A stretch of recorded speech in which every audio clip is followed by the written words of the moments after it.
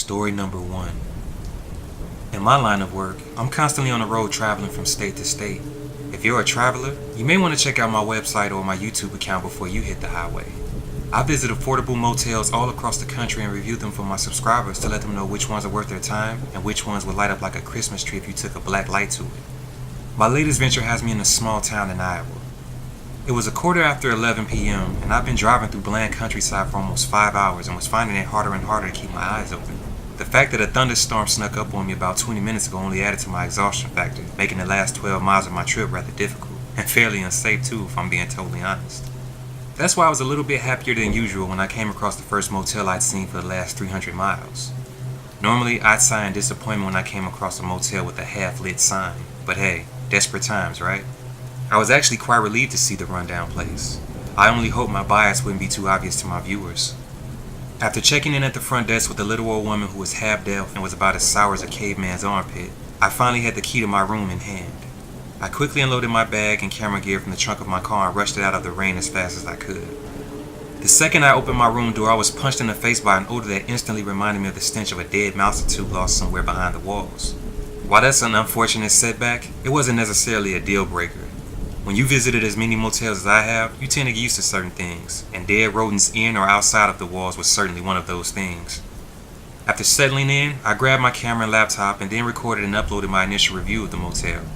For the most part, I felt my review was fair and impartial, but not overly critical. I mean, the motel was only $24 a night, which is one of the cheapest rooms I've ever come across for a room that didn't come with a complimentary bulletproof vest.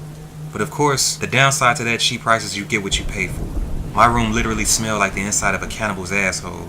The television only works for 10 minutes at a time and then shuts off, and when it does work, there's only antenna TV to watch. There's no Wi-Fi, the toilet and the tub look like they were recently shipped in from Chernobyl, and the sheets and blankets look like they were bought in the 1980s, which made me gag at the thought of how many miles must have been put on those fuckers. When I was done recording, I saved the video to my computer and readied myself to call it a night. With motel hopping being my business, I came prepared. I changed the outdated and badly stained bed sheets with ones I brought along with me, along with my favorite quilt. Thanks to the heavy winds, random claps of thunder, and heavy rainfall drumming off the roof and windows, I drifted into a sound sleep within a matter of minutes. I awoke about 2 or 3 hours later to a sound that wasn't that of the soothing thunderstorm, but a sound that caused me to quickly sit upright in panic. At first, I didn't know if what I was hearing was real or not, but there was definitely no mistaking it after my mind had a few seconds to clear. Somebody was outside my door, and from the way they were jiggling the doorknob, I knew they were trying to get in. I yelled out, "This room's occupied," hoping that'd be enough to scare off whoever was there.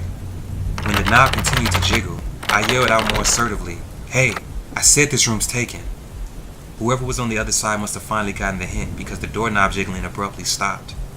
I waited for a second to hear footsteps leading away from the door, but I never heard any. I was about to get out of bed to peek out the window when a man's voice faintly spoke out from the other side of the door. He said, "Yeah, I checked out of this room early and I think I may have left my suitcase in there." I told him I'd pretty much been all through this room and didn't see any suitcase. When I suggested it might be in the main office and that he should go talk to the motel manager, he calmly told me he was pretty sure his suitcase was still in the room, then asked me if I could check under the bed for him. I reached over to the nightstand and cut on the lamp and then got out of bed and got down on my knees to look under it. The rug under there must have not have been cleaned in years because I instantly recognized that the odor that filled the room was most concentrated underneath the bed. But that aside, the man outside was right. I could see the outline of a large black suitcase. I called out to him, "Yeah, I see it." "Nice," he said. "Sorry to be a hassle, but do you mind passing it to me?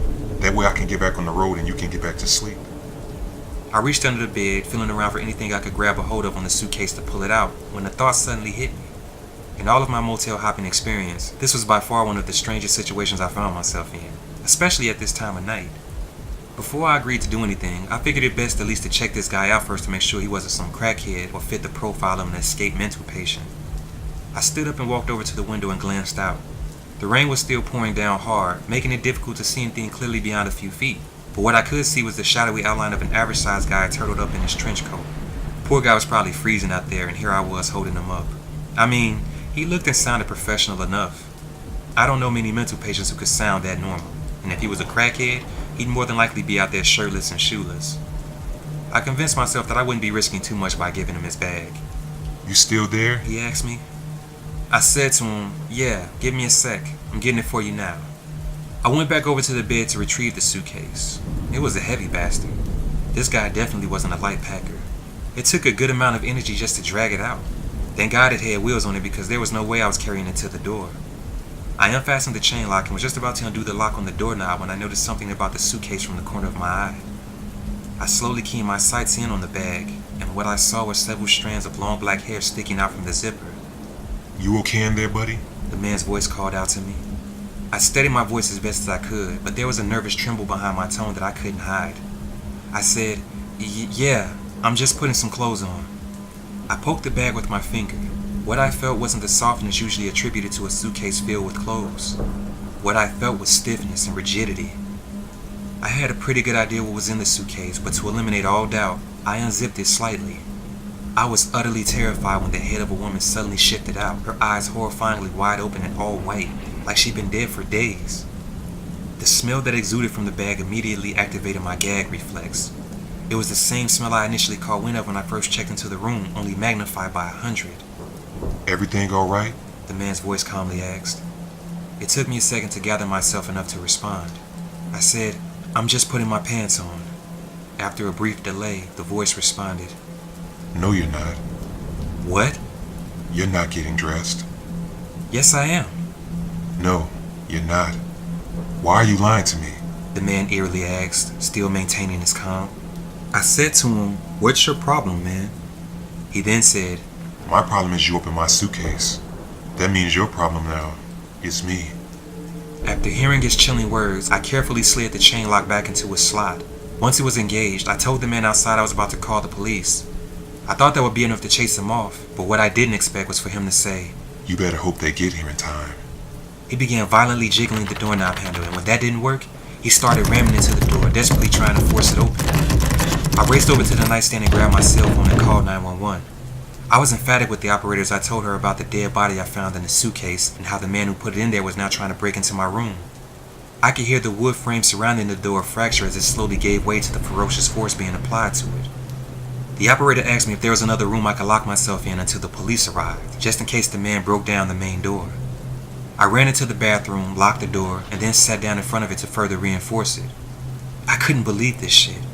Here I was, a grown-ass man, terrified shitless and hiding in a bathroom like a frightened little girl, praying for the police to come and save my ass.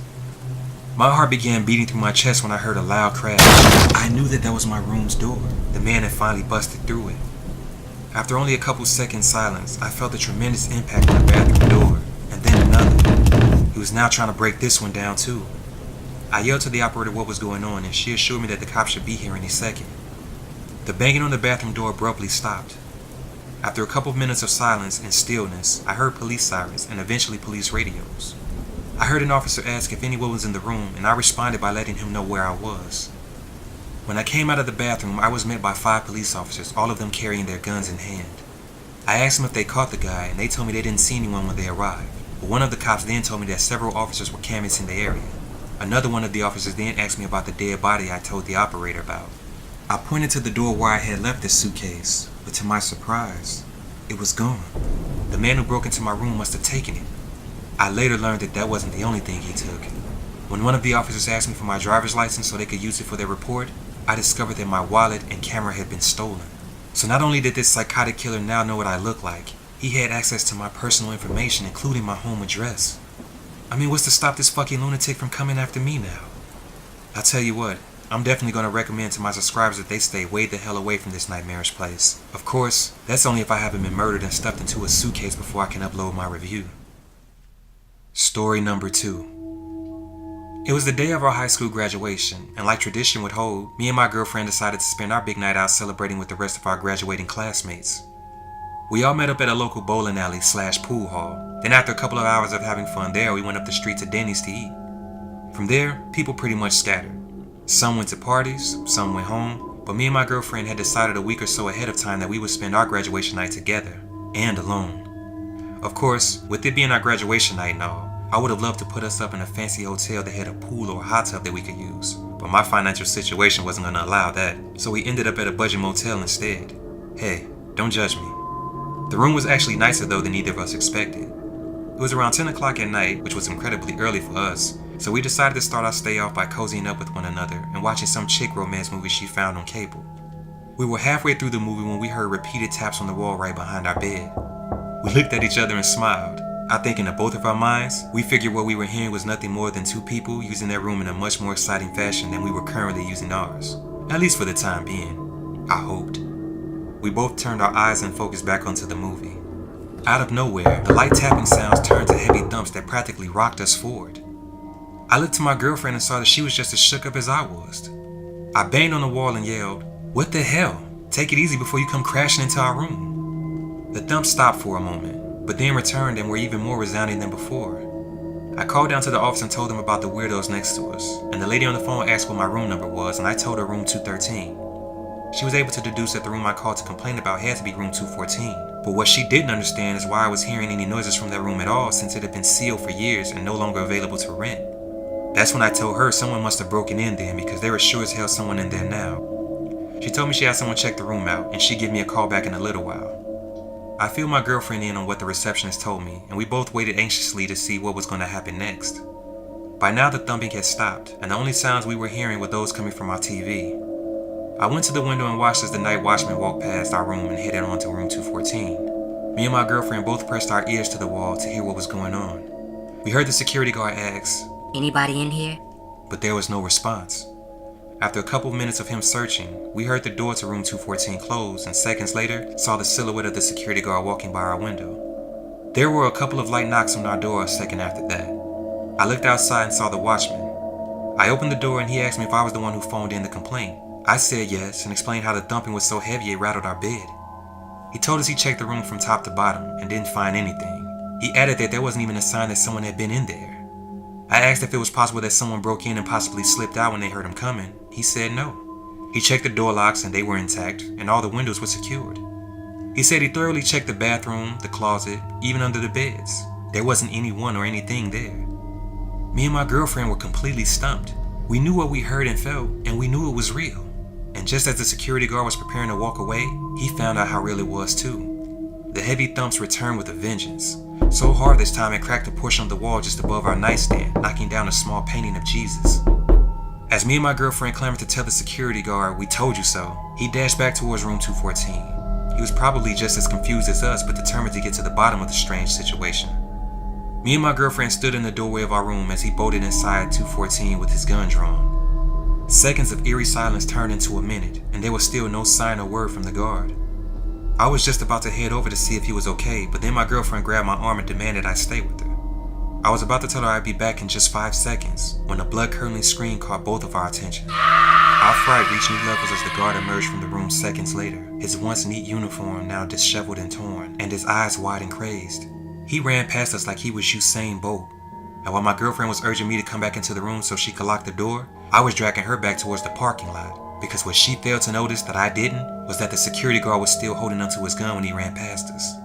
Now I don't know what could attack an armed man like that and make him flee like an Olympic sprinter, but what I did know is whatever it wasn't afraid of a gun, and the security guard must have realized his weapon wasn't going to do anything to stop whatever it was he was up against. We left all our things in that room that night, including my car keys.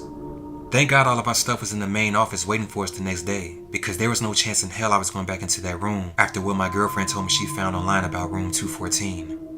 She managed to find an article that talked about how in 1994, room 214 was the site of a group suicide. Police found the bodies of 6 individuals that they determined to have belonged to a satanic cult due to the dark symbolisms marked all throughout the room. In the time that followed that incident, room 214 had become a hotspot for strange and violent occurrences. There have been a number of suicides, murders, and violent attacks in that room. In some cases, there are even situations where people checked into room 214 and were never seen or heard from again. And keep in mind, I'm not talking about street people here. Some of the people who went missing were professional men with families who just checked in for the night to get some rest. All of their belongings would still be in the room, but they themselves would have vanished without a trace. There were also a number of complaints from people who stayed in adjoining rooms that claimed they heard heavy knocks and screams in the middle of the night. There were even some cases where people reported waking up to find the door to their room wide open. There's no doubt in my mind that something evil is lurking in that room, which is why I bet the motel's management closed it off. I wish I could tell you the name of the motel and the city it's located in, but unfortunately, I can't for fear of being sued. What I can tell you is that if you're planning on staying at a motel, make sure you don't get rooms 213 or 215. And for God's sake, no matter what, stay away from room 214. Your life may depend on it.